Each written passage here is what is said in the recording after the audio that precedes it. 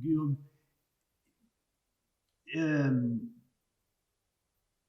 vous avez eu le mérite d'être choisi par une maison d'édition qui décide de éditer à nouveau Max Orb, donc dans une traduction euh, aussi nouvelle.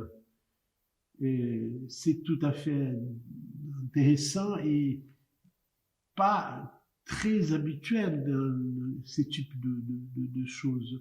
À quoi vous attribuez les choix de cette maison d'édition de remettre donc la lumière à l'œuvre de Max Orb? Oui, j'ai suis rentré en contact avec l'éditeur de Hero Limit il y a quelques temps. Au début, on avait parlé d'éventer le projet de traduction, j'avais parlé de choses qui m'intéressaient, et finalement, c'est lui qui m'a proposé de traduire le texte de Aube. Et je crois que de sa part, c'était un désir assez ancien de publier ce texte particulièrement. Je crois qu'il était très attaché à ce texte-là. Je pense qu'il avait lu dans l'ancienne traduction publiée chez Gallimard dans les années 60, dans un recueil qui s'appelait Dernière nouvelle de la guerre d'Espagne, qui rassemblait en fait plusieurs textes plus ou moins courts de Max Aube. Et il m'a proposé de faire une nouvelle traduction. Et alors, ses raisons exactes, je ne sais pas. Je pense sans doute parce que ça l'intéressait plus, il trouvait ça plus intéressant pour lui d'avoir une nouvelle traduction. J'imagine qu'en termes de dynamique éditoriale aussi, ça a plus de sens. J'étais assez flatté et un peu inquiet au début quand c'est la première fois que je retraduisais un texte. En général, je traduis des textes qui n'ont jamais été traduits, et donc là, c'est la première fois que je retraduis. Donc, il fallait travailler en ayant en tête que quelqu'un avait déjà travaillé auparavant sur ce texte, et en plus quelqu'un qui connaissait Max Aube, ce qui était d'autant plus intimidant. Donc au début, l'éditeur il m'a proposé de m'envoyer l'ancienne traduction. Et au début, j'ai refusé en me disant non, je ne regarderai pas l'ancienne traduction. Et quand j'étais déjà bien avancé dans le texte, je me suis dit quand même, ce serait intéressant de voir ce qui a été fait avant, de le prendre en compte, etc. Et donc du coup, c'était assez intéressant de relire cette traduction ancienne. Il y a des choses qui me plaisaient, d'autres qui me plaisaient moins. Et des choses qui me plaisaient que j'ai reprises aussi parfois, etc. Donc il s'agit pas de dire je lis l'ancienne traduction, c'est de dire cette traduction date d'une époque, moi j'en ai d'autres époques, j'en fais une, qu'est-ce qu'on peut faire en disant aussi, en prenant en compte cette chose déjà faite. Et je me suis rendu compte qu'il y avait deux, trois passages qui n'avaient pas été traduits, apparemment en accord avec Max Aube, en partant du principe qu'ils n'étaient pas traduisibles. Parce qu'il y avait des jeux de mots, des choses comme ça, et en fait, je me suis dit, évidemment, moi, il faut que je les traduise. Enfin, si je retraduis, je dois traduire ces pages intraduisibles. Et en fait, j'ai pu les résoudre assez facilement, donc je sais pas ce qui s'est passé. On n'a aucune trace des débats entre Max Aube et ce traducteur-là, donc je ne sais pas pourquoi ils avaient conclu à l'époque que c'était pas traduisible, car finalement la langue française, comme la langue espagnole, offre beaucoup de possibilités de jeux sur les jeux de mots. Vu que le personnage principal est un corbeau, il y a beaucoup de jeux de mots liés aux expressions animales, etc. Et en fait, le français offre autant de ressources que l'espagnol si on cherche un peu. Voilà, bien sûr. Et techniquement, Max Aube, c'est un parcours de vie qui est vraiment celui d'une figure du tragique XXe siècle, donc une figure de l'exil, avant tout, un homme sans pays, lui-même se questionnait sur son identité, qui d'une certaine manière lui a été révélé dans l'acte de dénonciation qui a été émis par la Phalange à Paris, où il est désigné comme allemand, nationalisé espagnol, révolutionnaire. L'espagnol, est-ce que c'est ta langue maternelle? À moi? À toi? Moi, non, pas Parce du tout, que non. c'est pas celle de Max Aube. Non. Est-ce que du coup, ça se sent, et qu'est-ce qui, pour faire plus court, caractérise l'espagnol de Max Aube, si on peut le caractériser? Bah, je dirais que c'est un espagnol virtuose. Ouais. Absolument virtuose. Et ça, c'est vraiment très, très impressionnant parce il y a une maîtrise de l'espagnol, il y a un travail de registre de langue extrêmement étendu. Notamment beaucoup d'archaïsmes, souvent de manière un peu ironique. Enfin, il y a un côté très cervantinien, très cervantais dans ces textes. Donc pour moi, c'est impressionnant de savoir que c'est une langue qu'il a appris à l'adolescence, apparemment très vite. Donc avec son père, avec ses parents, ils ont dû fuir la France en 1914 parce que la nationalité allemande de son père était gênante. Et son père apparemment travaillait déjà avec l'Espagne depuis des années, donc j'imagine que son père parlait déjà espagnol. Et apparemment, en quelques mois, il a appris l'espagnol, d'un claquement de doigts, et il a décidé d'adopter cette langue comme langue littéraire. Et c'est vrai que c'est un espagnol extrêmement virtuose, qui est à la fois effectivement très ancré dans l'espagnol d'Espagne, et en même temps difficilement situable. Et je crois que cette espèce de baroquisme qu'il a chez lui fait que je pense que ça peut être un problème pour le coup. Il arrive au Mexique, il a énorme. L'essentiel de son œuvre a été publié au Mexique en réalité. Enfin, la guerre civile a vraiment été en avant et après une espèce de séparation terrible dans sa vie. Et je pense effectivement que son œuvre entière est liée à ça. Et c'est vraiment au Mexique qu'il a tout publié. Après, je crois qu'il y a des textes un peu plus mexicains, des nouvelles mexicaines qui sont délibérément mexicaines, ils vont utiliser des mexicanismes, comme on dit, mais il s'intègre à son espèce d'espagnol très, très large, très, très, très varié. Donc, je pense que oui, pour moi, c'est le mot, c'est ça, c'est virtuosité, quoi. C'est une espèce d'espagnol total. Comme elle a pu le faire aussi différemment, Inclán, etc. Il y a aussi une certaine idée du monalisme espagnol des années 20, etc. Il y a une espèce de maîtrise de la langue absolument fascinante. Et ce qui fait que du coup, ce n'est pas toujours très facile à traduire, ce qui est intéressant aussi. Voilà. Est-ce qu'il y a, dans votre conception de cette traduction, il y a une confrontation un petit peu entre les modismes de l'époque où il a écrit et la nécessité de quelque chose qui soit plus proche du lecteur d'aujourd'hui? Est-ce qu'il y a un jeu entre ces deux possibilités ou... Oui, je pense que c'est toujours la traduction, en fait. Je pense qu'on est toujours une traduction, forcément. Et enfin, on dit souvent que les traductions vieillissent plus vite que les textes originaux, ce qui est assez vrai. Elles sont forcément plus ancrées. Si je retraduis Aube en 2020, enfin, je l'ai traduit en 2019, je vois un truc comme ça, ou 2018, j'en peux plus. Après qu'il ait été traduit en 1967, c'est forcément, c'était quelque chose, effectivement, le rapport à la langue. À quel point je peux retranscrire les archaïsmes sans forcer trop le français. Ce qu'il y a chez Aube, c'est très virtuose, très baroque. Il peut aller chercher des mots très anciens, mais c'est très naturel chez lui. Après, je pense que l'espagnol permet plus cette naturalité que le français, et du coup, la question aussi, c'est il faut que ma traduction s'inscrive dans la langue française et aujourd'hui, donc sans forcément aplatir pour que ce soit absolument communicable, mais effectivement en essayant d'adapter ça et en essayant d'éviter ce qui pour moi est parfois un défaut dans la traduction, notamment en France, c'est la pédanterie. Voilà, je pense qu'il faut se calibrer bien à quel point cet archaïsme chez Aube, par exemple, est vraiment archaïque, jusqu'à quel point le lecteur espagnol va le sentir comme un mot vraiment derrière les fagots. Ouais. Et je suis pas sûr que ce sera un mot un peu plus étonnant pour les femmes, ce sera pas un mot qui nécessitera d'aller au dictionnaire. Et si moi, en français, je mets des mots vraiment derrière les fagots, ça va casser ce rapport, espèce de contrat entre l'auteur et le lecteur. Donc, il faut essayer de rendre ça. Après, c'est des questions infinies qui génèrent des débats interminables. Quelqu'un d'autre le traduira différemment de moi. Je crois que la vieille traduction avait tendance à aller plus, parfois, vers un archaïsme un petit peu maniéré que moi. Après, là aussi, c'est le goût du traducteur. Malgré tout, le traducteur n'est pas neutre. Et moi, les maniérismes en littérature m'agacent assez vite. Donc, c'est d'autant plus que je trouve pas que chez Aube ce soit maniéré. C'est ça. Donc, la question, j'ai l'impression qu'en français, ça peut facilement devenir maniéré. Donc, aussi, quand on traduit, on adapte aussi à une littérature française, etc. C'est plein de questions qu'on résout qu'on résout vraiment dans la pratique. La traduction, c'est vraiment un travail très concret, d'une phrase à l'autre, comment on résout ça et comment on résout dans chaque problème. Après, en parler généralement, c'est un peu des généralités un peu floues. J'ai l'impression que c'est difficile d'être vraiment concret. Je peux lire vraiment vraiment du cas par cas, en fait, quoi. À chaque fois, comment résoudre cette difficulté-là? Quel mot j'ai sous la main? Est-ce que voilà. Enfin, parfois, ça se résout très vite et parfois, ça demande plus de recherche. Et parfois, quand on fait trop de recherches, des fois, on se perd tellement dans les recherches qu'on peut finir il faut faire attention de ne pas aboutir à une solution complètement tirée par les cheveux parce que parfois, on peut aussi se perdre dans les méandres de la langue, quoi. Il faut aussi de garder un peu la tête froide. Est-ce qu'on peut dire que votre passion par l'espagnol d'Argentine a quelque chose à voir avec le travail sur Aube qui quand même portait en lui un monde, père allemand, mère française d'origine juive, Espagne, France, Espagne, Nord d'Afrique, Mexique. Je dirais qu'en fait, ce monde-là, c'est l'Amérique latine, c'est ça, quoi. Donc je pense que le fait est que, c'est effectivement, j'ai appris l'espagnol argentin, qui est l'espagnol que je connais mieux, avec lequel je suis plus à l'aise, mais en Amérique latine, particulièrement en Argentine, c'est des pays d'immigration. Enfin, on dit souvent que les Argentins, ils descendent pas des Incas, des Mayas, ils descendent du bateau. Donc c'est vraiment. Pas l'italien. Voilà. Et notamment beaucoup d'Italiens, mais pas que. Ils ont d'origine, toutes sortes d'origines. Donc cette espèce de mélange culturel est très présent dans la littérature argentine. Donc effectivement, faut trouver ce côté un peu apatride et multiculturel chez Hobbes. Pour moi, ça me dérange pas. Je retrouve là des goûts de lecture que j'ai ailleurs qui sont pas du tout étonnants. Ouais. C'est une liberté peut-être qui. Je trouve que c'est une liberté, ouais. Je trouve que c'est une liberté. Je pense que c'est une des raisons aussi pour lequel j'aime tant la littérature latino-américaine, c'est qu'il y a une espèce de liberté par rapport à la fois à un héritage de la culture dite occidentale, et avec une espèce de distance et de liberté par rapport à ça qui est très intéressante. Enfin, déjà Borges l'avait théorisé il y a très longtemps dans un fameux texte qui s'appelle L'écrivain argentin de la tradition, où il dit justement, il revendique la position, comment dire, un peu marginale comme une chance en fait. De ne pas être écrasé par des siècles de tradition, d'être beaucoup plus libre, et je pense que c'est...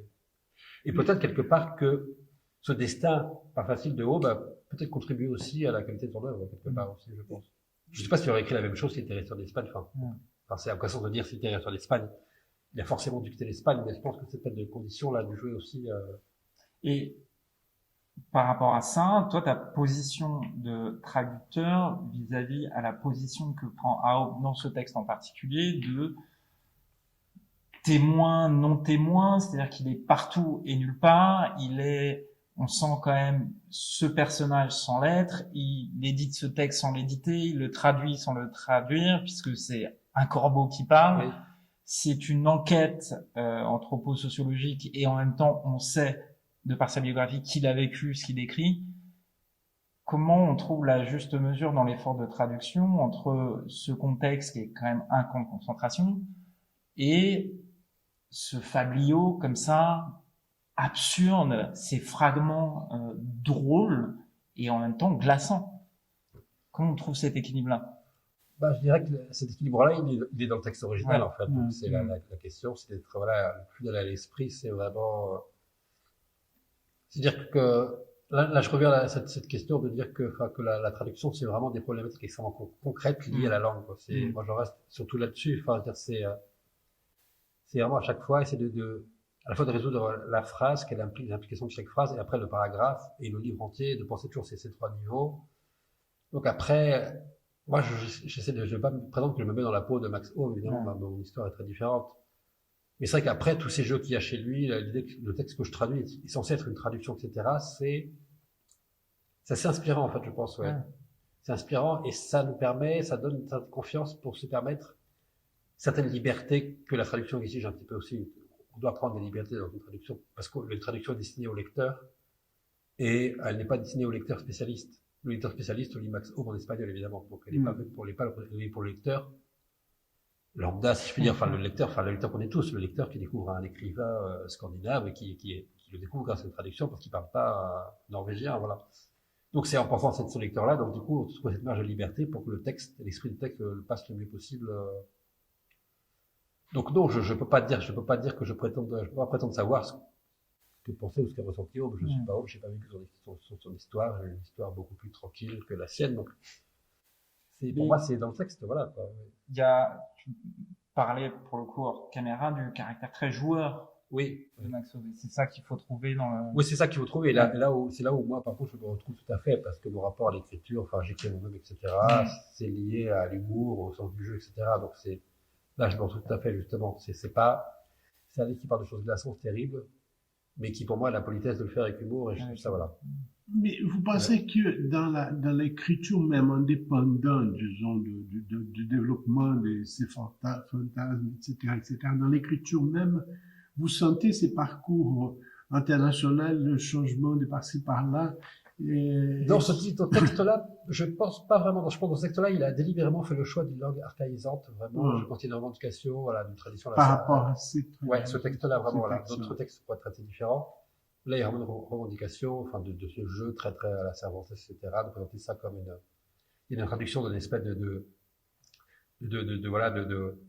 spécialiste. Là, le prologue d'un certain J.R. Bouloulou, voilà, on sait pas trop qui c'est, etc. Enfin, il y a là, fidèlement traduit de la langue corbeau. Déjà, ça, c'est génial. Enfin, voilà. Donc, du coup, qu'est-ce que ça veut dire, fidèlement traduit de la langue corbeau, etc. Donc, il y a un goût du jeu qui, du coup, je pense qu'il y a eu, j'imagine qu'il s'est placé un peu hors temps pour pouvoir parler justement mieux de ces choses très dures, en fait. Je pense que, plutôt que d'en parler avec le nez collé au guidon, je pense qu'à la vitre, là, d'avoir cette distance-là, je pense que ça lui a permis de ça. Après, il y a d'autres textes de lui choses des registres très différents, parce qu'il y a des romans qui sont beaucoup plus, qui parlent de l'Espagne des années 20-30, qui sont beaucoup plus, beaucoup plus, romans de meurtre, costumbrista, comme on dit en espagnol, enfin, qui racontent plus la vie quotidienne, etc. Là, il y a des licences différentes. Après, d'autres textes qui vont plus vers un imaginaire aussi mexicain, qui se réapproprient à sa façon aussi, parce qu'ils sont être réellement mexicains, etc. Donc, je pense à chaque fois, il y a ces jeux-là qui lui La permettent particularité d'écrire. du moment qu'il est en train de vivre peut-être, ou de comment il raconte un moment qu'il veut circonscrire à des circonstances. Oui, je pense qu'il y a peut-être moyen de circonscrire, d'encontrer la manière aussi de dire ces choses-là, je pense, quoi. Et de pas être justement ce qui est un peu l'amour d'aujourd'hui dans le témoignage, en fait. C'est-à-dire que c'est pas un témoignage. Enfin, en tout cas, c'est un témoignage, de toute façon, mais je pense qu'il n'a pas voulu écrire un témoignage, voilà, c'est pas, je pense que c'est peut-être une manière aussi d'éviter le sentimentalisme aussi, je pense que c'est quelqu'un qui se méfie beaucoup de ça. Il a toujours fait un peu cette d'ironie, je pense, c'est une manière aussi d'éviter ça, je pense. Ouais. Donc, des difficultés, si je comprends bien, elles sont beaucoup plus dans entrer en syntonie avec l'esprit de l'auteur et du moment que l'auteur était en train de vivre, qui restait d'une façon académique dans la bonne traduction, disons. Non, c'est ça, j'ai pris beaucoup plus, oui, bien sûr, ouais, c'est pas la bonne traduction. Après, de toute façon, selon les époques, ça change, hein. Au début du XXe siècle, c'était, en Indonésie, c'était la belle infidèle, on pensait que le français, accéder au français, c'était un honneur, donc forcément, on prenait Dostoïevski, on le transformait en Victor Hugo, parce que c'était une chance d'accéder au génie français.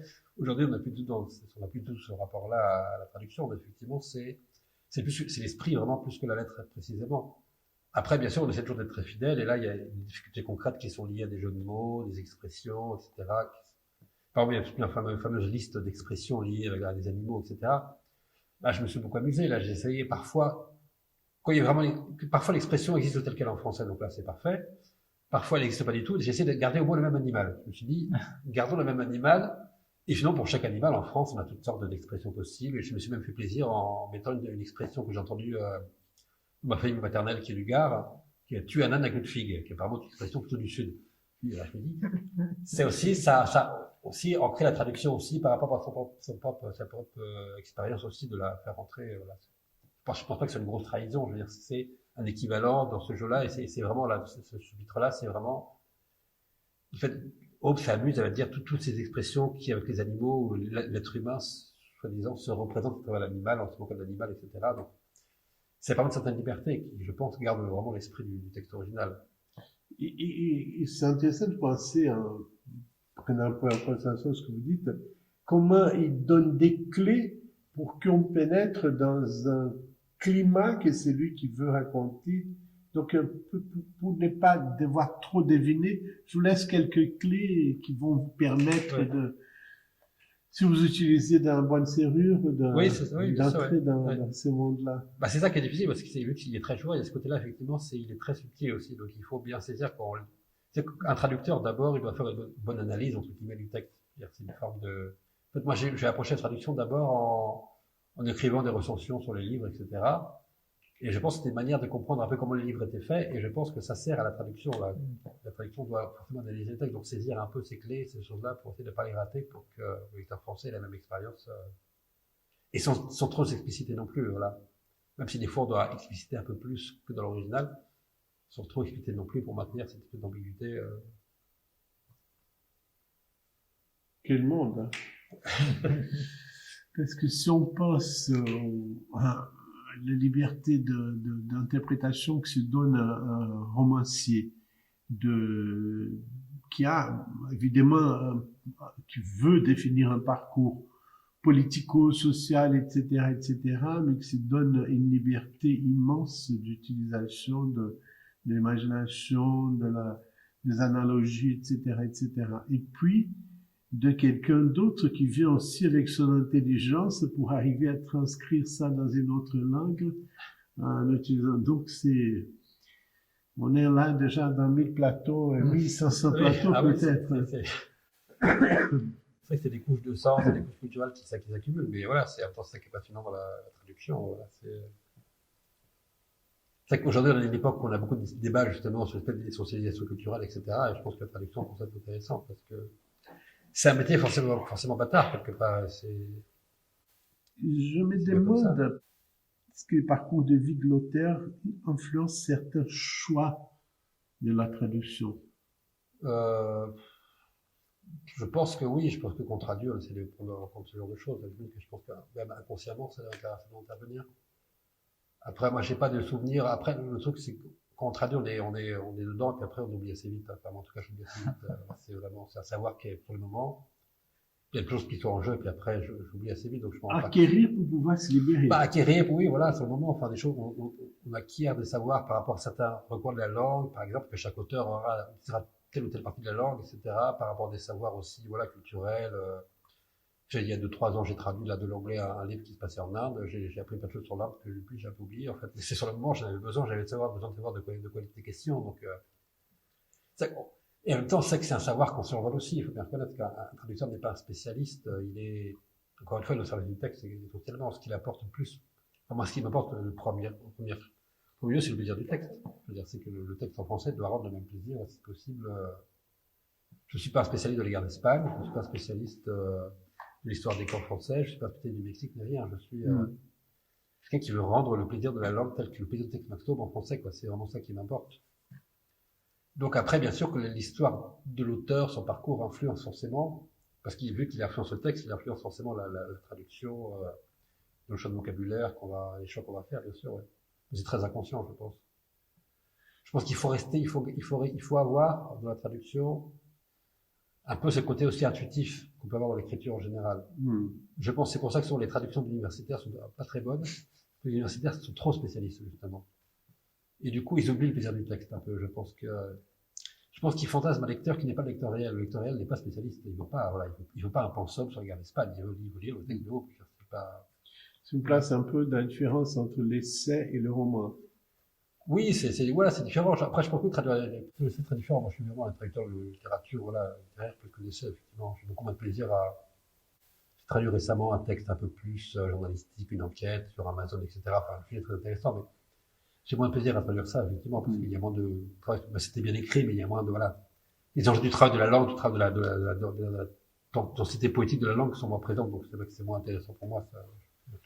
Les personnages sont plus intéressants que les personnes. Oui, voilà, enfin, le sujet est intéressant, mais dire que c'est, moi, d'abord, je suis comme un littéraire, dans ce que j'ai dans la littérature, c'est la langue, d'abord.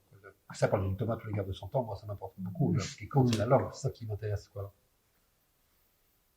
Et je pense que ce texte est formidable, pas seulement parce qu'il dénonce, il est beaucoup plus que ça, il a fait quelque chose d'universel, en fait, là, qui dépasse les circonstances de l'époque, et non seulement sur la question aussi, un des grands sujets chez Hobbes, c'était la question de la gauche, les imaginaires de la gauche, de changer la société, etc. Toutes ces questions-là, il est assez pessimiste, forcément. Le final d'ailleurs de ce livre-là est extrêmement pessimiste.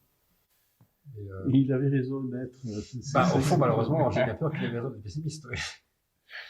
Oui, c'est fou quand on pense à une contradiction terrible, un conflit énorme qui de la gauche avec la gauche même, ou disons d'un monde et de l'autre, quoi.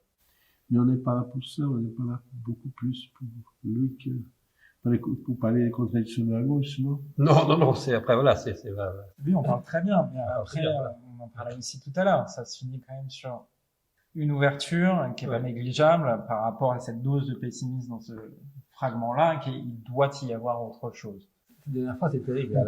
Après, on peut la voir aussi de manière positive, je sais pas, mais moi, dans quelqu'un d'un peu pessimiste, je vois plutôt de manière négative, mais on peut l'interpréter, l'interprétation est assez libre, assez ouverte.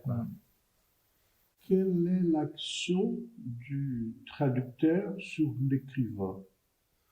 Je pense que ça pousse l'écrivain à avoir une langue finalement très classique. Parce que quand on traduit, on a toujours peur de faire on trouve un choix de liberté, il faut quand même qu'on reste dans un français bien correct, c'est comme ce que demande l'éditeur. Et donc, je pense que ça influe sur le fait que, je sais pas combien à le dire, je sais qu'un écrivain, je sais pas que j'ai beaucoup, César Aira, qui a été un traducteur pendant très très longtemps, disait que la traduction l'a fait écrire dans une langue très classique, très correcte. Et qu'il adorerait pouvoir casser la syntaxe et faire des trucs délirants, mais il n'arrive pas parce que la traduction t'oblige je pense que ça nous fait écrire dans une langue classique, mais ce qui pour moi correspond à ce que j'aime écrire, en fait, donc je pourrais pas faire casser la syntaxe, j'arriverai pas, je pense que la traduction, parce qu'il y a cette chose, il faut rendre une langue dans une autre, pour que ça passe bien, pour que une liberté fonctionne, une liberté qu'on se permet par rapport à même la langue française, elle reste quand même sur un cadre bien de langue bien maîtrisé, etc. Donc je pense que ça, oui, la traduction, enfin dans mon cas, ça mène à écrire dans une langue assez policée. Ouais. Donc, si je comprends bien, c'est l'écrivain qui cherche les traducteurs plutôt qu'au contraire. C'est l'exercice de l'écriture qui vous porte, qui vous amène à traduire. Ouais, c'est un peu moi, ça s'est venu en même temps en fait. Je crois les deux sont venus en même temps. Ouais. Mais moi, je suis encore plus pervers que ça parce que j'ai écrit aussi en espagnol. Je m'auto-traduis aussi. ce qui est encore plus voilà. Moi, idéalement, j'aimerais écrire un texte bilingue, mais sauf que ce serait pour un public lecteur extrêmement réduit, donc ça n'a pas de sens. Mais espèce de texte délirant pour passer d'une langue à l'autre. Voilà, mais nous approchons un peu. Ouais. Même en évitant complètement l'espéranto, dont Max Hobb avait une certaine fascination, j'ai l'impression, parce qu'il parle beaucoup de ça. Mais l'échappement de cette rigidité, je pense que nous faisons aujourd'hui, nous utilisons une langue parfois qui est bien mélangée, au moins qui utilise certains termes d'autres langues qui me paraissent plus explicites. Oui, bien sûr, plus expressifs, etc. C'est très intéressant, là, oui, parce que justement, là, je voyais ça, je disais, alors, je suis en train de lire le journal de Josep Pla, qui est un grand écrivain catalan, mais je le lis traduit en espagnol, parce que, enfin, je parle pas catalan du tout, mais il y a quelques notes, parfois, où le traducteur fait référence à des choix que lui-même Pla avait en catalan, de mots très expressifs que du coup il rend de manière très littérale en espagnol, en disant oui, ça c'est beaucoup plus expressif, même si c'est faux par rapport à la langue. Je trouve ça très intéressant, voilà. Des fois, ces choses très expressives qu'il y a d'une langue à l'autre, etc. Effectivement, quand on vit un peu entre deux langues, entre guillemets, enfin, moi, c'est surtout dans les livres, parce que, enfin, j'ai pas des amis latinos, mais je vis en France. Des fois, il y a ce goût, cette envie, effectivement, d'aller chercher un mot ici, etc. Et avec certains amis qui sont des amis chiliens, etc., qui habitent en France depuis très longtemps, parfois, on parle une espèce de langue un peu, qui est un peu entre les deux, quoi. Enfin, finalement, c'est ni le français correct, ni l'espagnol correct, c'est un peu. Tes prochains projets? Eh bien, là, je suis en train de traduire, d'abord un poète argentin, enfin, je suis en train de finir de traduire un poète argentin qui s'appelle Juan Eleortiz, qui a écrit un long poème, de 2500 vers, une chose qui s'appelle El Galeguay, qui est sur un fleuve qui traverse la province de Entre Rios, au nord de l'Argentine, qui est un poème très beau et assez hermétique, un peu malherméen, donc je m'arrache un peu les cheveux, avec l'éditeur aussi, qui lui aussi est espagnol, donc on a beaucoup d'échanges, et heureusement, on a un ami argentin qui est le grand spécialiste de son œuvre et qui habite à Paris, donc on va se réunir bientôt avec lui pour qu'il puisse nous éclairer les passages les plus opaques du poème.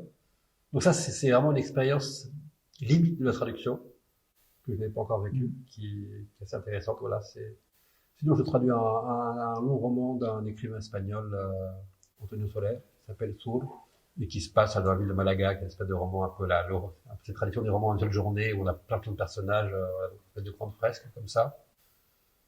Et je traduis quelques nouvelles un recueil de nouvelles d'une écrivaine espagnole, Ariana Castellano, qui elle aussi a vécu longtemps en Argentine, et qui du coup écrit dans un espagnol un peu hybride aussi, qui crée des nouvelles un peu fantastiques qui ne sont pas vraiment situées, mais qui pourraient être l'Argentine sur l'aide vraiment. Enfin, c'est assez intéressant là aussi la question, là aussi encore un peu des cultures, enfin, qui se déplacent. Donc, voilà les projets du moment.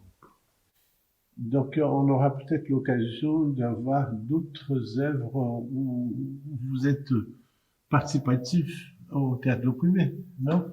Benoît? Peut-être, oui, voilà. Avec joie. Benoît, des projets de mise en scène? Comment mettre en scène un traducteur qui est écrivain? On fera jouer le traducteur. Et qui vit cette sorte d'approximation avec l'auteur, qui puisse lui permettre même un truc un peu médianique. Il m'inspire à trouver le juste langage qui puisse être accepté aujourd'hui et en même temps correspondre à la richesse dans le temps. Je sais pas si c'est très improbable, mise en scène, je peux mettre en scène ce genre de travail. Tout est possible. Tout est possible. Même Cervantes, c'était possible, non? Même Cervantes, c'est possible. Merci à l'équipe technique qui nous a suivis dans cette aventure. Merci beaucoup. Merci, Guillaume. Merci.